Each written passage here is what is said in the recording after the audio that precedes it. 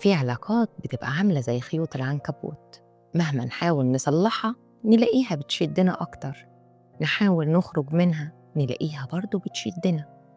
كل مرة نحاول نصلح أخطاء الماضي في علاقة جديدة نكتشف إن العلاقة دي هي القديمة، نفس التفاصيل، نفس الوجع، نفس الغلط، وكأننا عايشين نسخة متكررة من نفس الحكاية.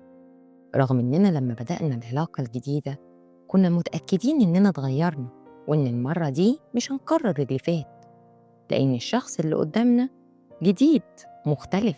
بس الغريبة إننا نلاقي نفسنا فجأة وقعنا تاني في خيوط العنكبوت. أنا إيمان هاشم، وده بودكاست بين السطور.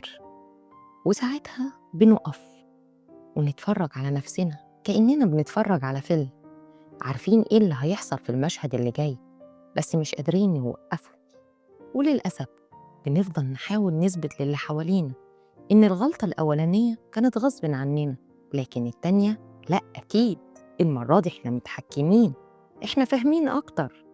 بس في النهاية بنكتشف إننا بنكرر نفس الأخطاء بنفس الوجع بس مع وشوش جديدة. ليه بنقع في العلاقات اللي عاملة زي خيوط العنكبوت؟ لأننا ببساطة بنبقى عايزين نثبت، أيوة، عايزين نثبت لكل اللي حوالينا إن اختيارنا كان صح وإن إحنا مش غلط. بنفتكر إننا لما بنيجي على نفسنا ونحاول ننجح العلاقة كده محدش هيكشفنا، كده هنخلي شكلنا حلو قدام الناس. بس الحقيقة إحنا دايماً بنكون عايشين تحت المراقبة، حاسين إن في حد مستني يشوفنا وإحنا بنقع، فبنلحق نفسنا ونجمل الصورة علشان محدش يقول ما إحنا قلنا لكم. واحدة متجوزة مثلاً وجوزها مش عايز يصرف في البيت، تعمل إيه؟ تخاف تقول لأهلها، تروح هي تدفع الفلوس وتتصرف كأنه هو اللي بيصرف وتكمل عادي جداً. ليه؟ علشان مش عايزة مشاكل، علشان عارفة إن أول كلمة أهلها هيقولوها مش انتي اللي اخترتيه، اشربي بقى. فهي تختار طبعا إن هي تسكت، تختار تيجي على نفسها، مش عشان هي ضعيفة لكن لأنها خايفة من المواجهة. وللأسف مفروض الأهل يفهموا إن مش معنى إن ابني أو بنتي اختاروا طريق أنا مش راضي عنه إني أسيبهم يتعذبوا فيه، مش معنى إنهم اختاروا غلط إني أستنى اللحظة اللي أقول فيها شفت ما سمعتش كلامي. دي حاجة ودي حاجة، في فرق كبير بين إني أسيب ابني يتحمل نتيجة قراره وإني أسيبه يغرق لوحده. المفروض أكون داعم ليه مش مراقب عليه، أكون ظهره وسند مش عين بتستنى تشمت. لكن للأسف الخوف من كلمة إحنا قلنا هو اللي بيخلي الناس تعيش جوا خيوط العنكبوت، واحدة ورا التانية الخيوط بتشتد أكتر والعنكبوت بيدخل أكتر وأكتر لحد ما الشخص يبدأ يتخنق ويفضل جوا الدايرة دي لحد ما الطرف التاني يبدأ يستغل خوفه كأنها نقطة ضعفه ويبدأ يرفع الليفل شوية بشوية، وهي تيجي على نفسها أكتر علشان بس تنجح الجوازة. وفي الآخر الجوازة برضو بتفشل، اتبنت إن في طرف هو اللي دايما بيقدم التنازل وطرف تاني اتعود ياخد. بس ساعتها الأهل بيبتسموا ويقولوا اختيارك، مش إحنا اللي قلنا ليكي الكلام ده من الأول؟ مع إنهم شركاء في نفس الجريمة، لأن مش معنى إن ابني اختار طريقه إني أرميه لوحده فيه، أنا المفروض أأمنه وأفك الخيوط اللي حواليه، مش أسيبه للعنكبوت يلتهمه واحدة واحدة. أوقات كتير بنفكر إن العنكبوت اللي حبسنا جوه العلاقة هو الطرف التاني، لكن الحقيقة إن اللي نسج الخيوط حوالينا هو خوفنا من نظرة الناس، ونفتكر إننا خلاص اتحررنا من العلاقة الأولى، اتعلمنا الدرس واستوعبنا كل حاجة. وساعتها بنقول لنفسنا المرة الجاية مش هسمح للعنكبوت ينصب خيوطه عليا، مش هيسحبني تاني في العلاقة دي من أول وجديد.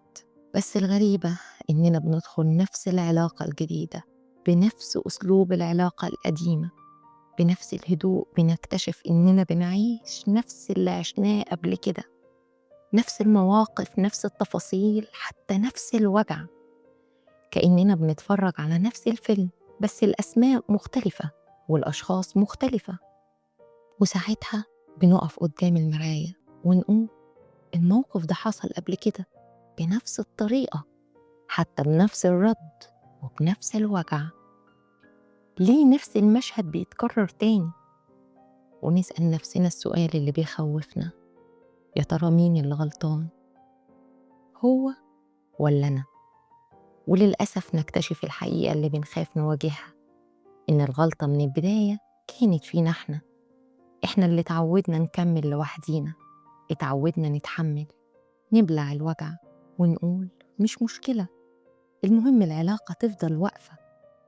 اتعودنا نمنع الناس تشمت فينا، اتعودنا نحافظ على الشكل، ونسينا إن العلاقة عمرها ما بتنجح بشخص واحد، لازم الشخصين يتعاونوا مع بعض على إنجاحها.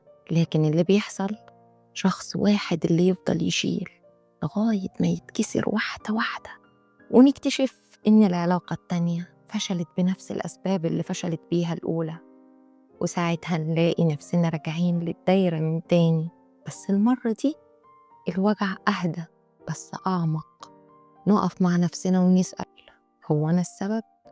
ونكتشف إن الإجابة للأسف أنا اللي سمحت، وأنا اللي سكت، وأنا اللي اتحملت كل حاجة وجيت على نفسي.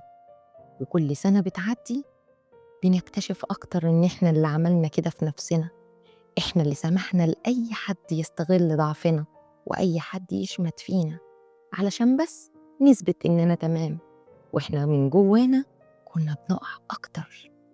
التحرر الحقيقي لما نواجه نفسنا ونبطل نحارب علشان نثبت إننا كنا صح، لما نفهم إننا مش محتاجين نثبت لحد ولا نخاف من كلمة وقعنا.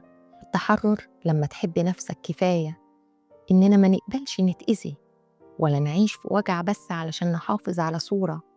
التحرر إننا نفهم إن العنكبوت مش دايما شخص، أوقات بيكون الفكرة أو خوف أو إحساس جوانا بيشدنا لورا.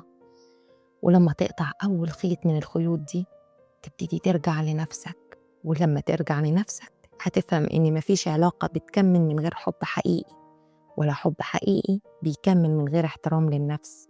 وساعتها بس هتعرف إننا أخيراً خرجنا من خيوط العنكبوت.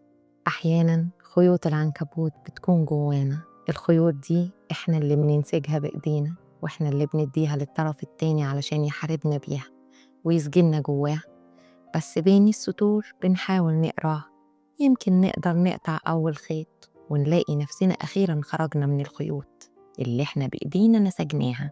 ما تخليش حد يكون السبب في إنك تخاف، ولا في إنك تتردد، ولا في إنك تهرب من المواجهة. واعرف وتأكد إننا بشر ولازم نغلط، وعادي جدا نغلط في العلاقة.